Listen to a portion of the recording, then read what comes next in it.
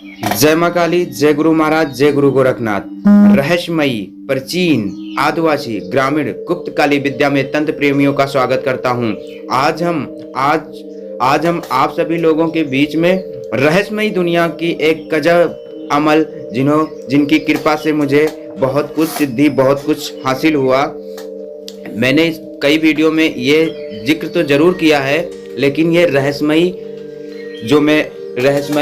पीर पैगंबर के बारे में जो मुझे खुद से अपने आप प्राप्त हुए थे, उनके बारे में मैंने नहीं बताया था। लेकिन आज हम लोगों की दुनिया के देखते हुए जो लोगों को बेवकूफ़ बना रहे हैं, तरह तरह की वीडियो डाल रहे हैं और जरा भी सच्चाई नहीं है, लेकिन आज हम अपने जीवन की रियल घटना जो एक रहस्यमयी दुनिया की ओर ले जाता है, आज हम आप सभी लोगों को बताऊंगा और पीर पैगंबर द्वारा, स्वयं पीर पैगंबर द्वारा दी गई साधना एवं सिद्धि के प्रयोग आप सभी लोगों को बताऊंगा।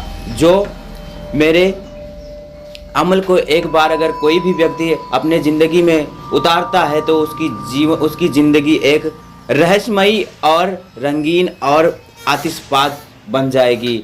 आज हम आप सभी लोगों के बीच में अपनी ऐसी सिद्धि के बारे में जिक्र करूंगा जो बिल्कुल ही दुर्लभ है और बिल्कुल ही रहस्यमयी है, जो बहुत मुश्किल से आप सभी लोगों को मैं देने जा रहा हूं। अगर आप ये प्रयोग करते हैं तो निश्चित ही आपको रिस्पॉन्स मिलेगा तो मिलेगा, क्योंकि ये स्वयं पैगंबर द्वारा दी गई सिद्धि है।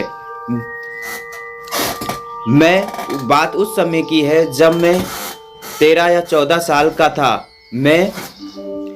मेरा मित्र मेरे को एक महंत के बारे में जिक्र किया। उस वक्त मेरे घर में तंत्र बाधा चल रही थी। मैं खुद तंत्र से पीड़ित था। न जाने कितने ओझा, मौलवी एवं तांत्रिक के पास गया, लेकिन किसी भी प्रकार का मेरा मदद नहीं हो सकी एवं मुझे किसी भी प्रकार का आराम नहीं मिला। फिर उस मित्र ने मुझे कहा, चलो मेरे खास एक मित्र है जिन्होंने मुझे वहाँ ले जाकर बाबा से मिलाया था। मैं आपको आज चलो वहाँ हम कुछ चीज़ें जानते हैं और जानकारी प्राप्त करते हैं। फिर मैंने उस लड़के के साथ में चलने के लिए तैयार हुआ। उस स्थान अयोध्या धाम के घाघरा नदी सरयू तट के किनारे एक रहस्यमयी जंगल है, जो बहुत घना जंगल था। उस जगह उस बीच कब्रिस्तान, मजार भी थी। वहाँ हिंदू का भी कब्रिस्तान था। उसी स्थान के पास वो साधु महात्मा रहता था। फिर उसने मुझे लेकर वहाँ जब गया वो लड़का, तो मैंने वहाँ देखा तो मुझे एहसास हुआ कि हाँ, यहाँ मुझे कुछ अवश्य ही मिल सकता है। और इसीलिए मैं डिसाइड किया कि अब तो यहाँ मैं कुछ ना कुछ सीखूंगा। वो बाबा मुझे तरह तरह की लालसाएं देने लगा। मैं तरह तरह की सिद्धियाँ प्रदान करूँगा।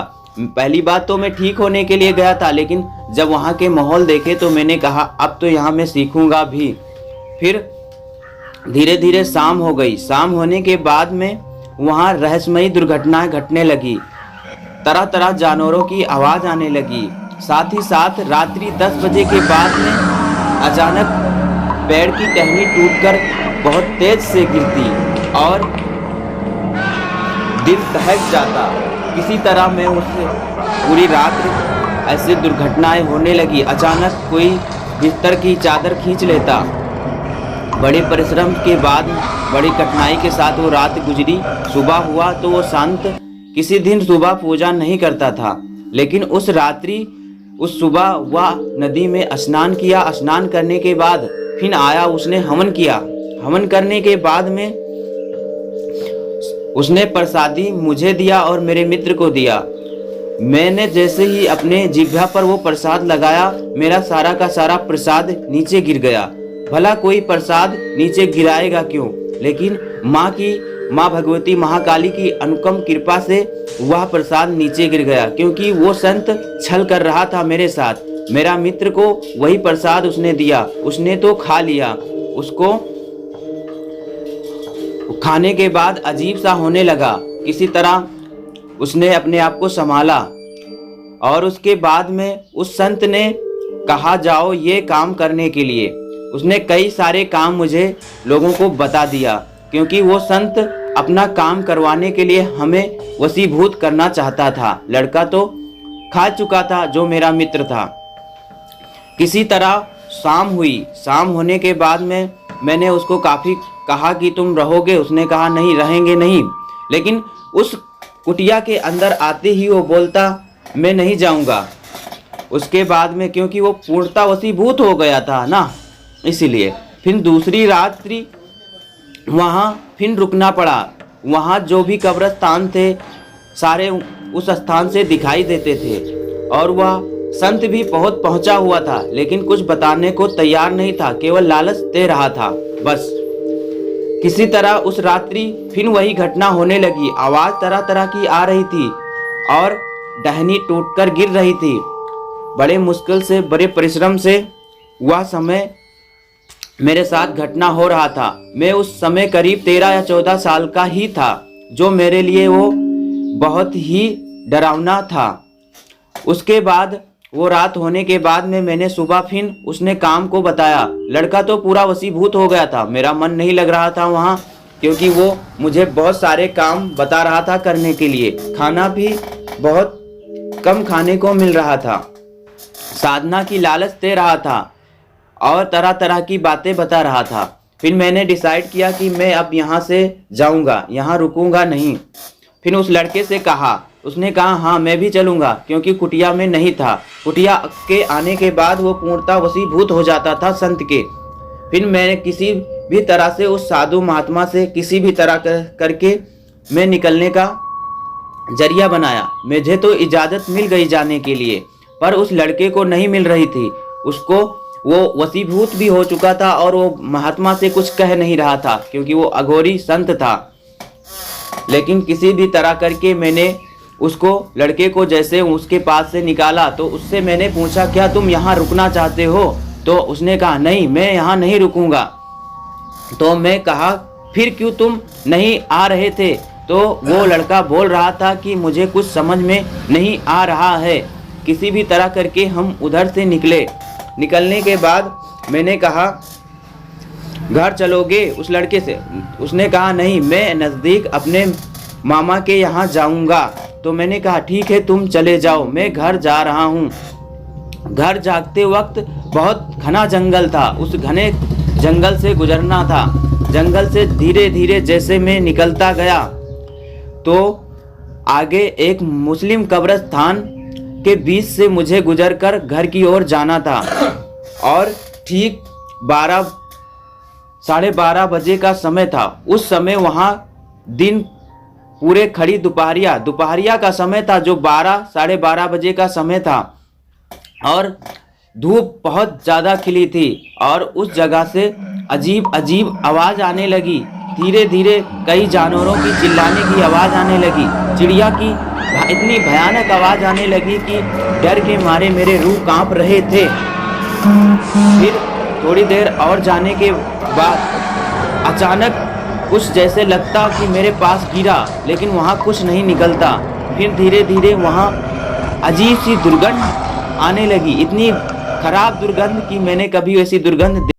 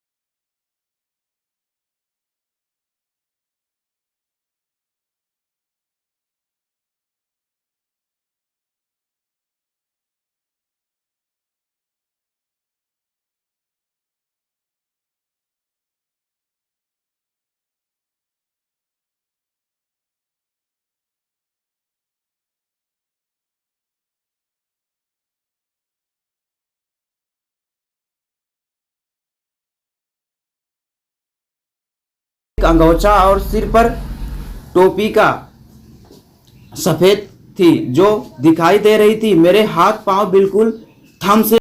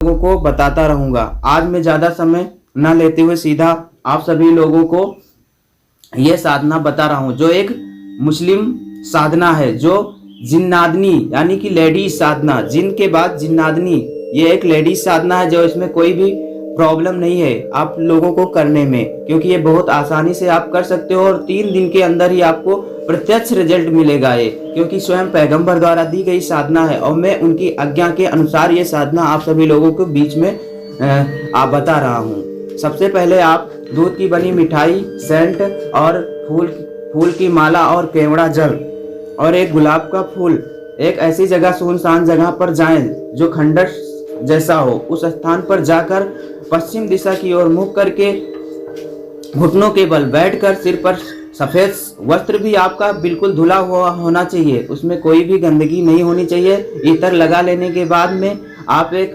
सफेद कलर की टोपी या अंगोछा या रुमाल सर पर बांधने के बाद घुटनों के बल बैठकर आपको 1.25 घंटा तक ये मंत्र बोलना है।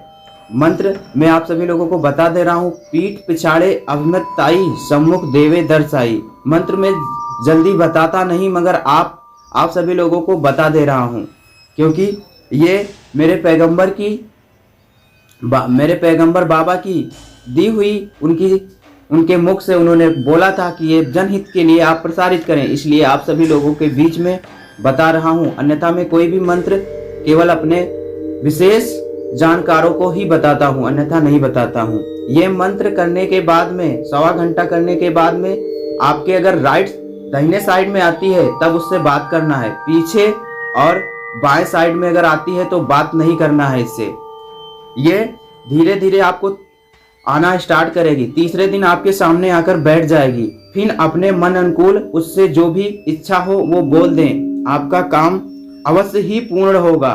फिर ये आप इसे जब भी बुलाना चाहते हैं तो एक दूसरा मंत्र के द्वारा आप इसको बुलाना है। वो मंत्र जो भी व्यक्ति करेंगे उन्हीं को बताएंगे, क्योंकि इसमें जान और मान का खतरा है। इसलिए पहले मेरे से मार्गदर्शन लेने के बाद में कोई भी साधना इसमें करवाऊंगा, अन्यथा नहीं। ये उस पीर पैगंबर द्वारा मुझे प्राप्त हुआ था, उस खंडर के पास में, जो मात्र मुझे 3 दिन में इतनी सारी चीज़ें प्राप्त हुई थी कि आपको मैं बताऊंगा तो काफ़ी समय लगेगा। और एक ही चीज़ अगर उसमें से कोई अमल आप करते हैं तो उससे आप अपने जीवन के सारे लक्ष्य पूर्ण कर सकते हैं और सारे मनोकामनाएं को फलित कर सकते हैं। आज हम ये सब लोग अनेक प्रकार के झूठे मूठे वीडियो देखकर लोग को भ्रमित कर रहे हैं, इसलिए हम रियल पैगंबर द्वारा दी गई साधना आप सभी लोगों के बीच में प्रस्तुत किया। आज के लिए बस इतना ही। जय मां काली।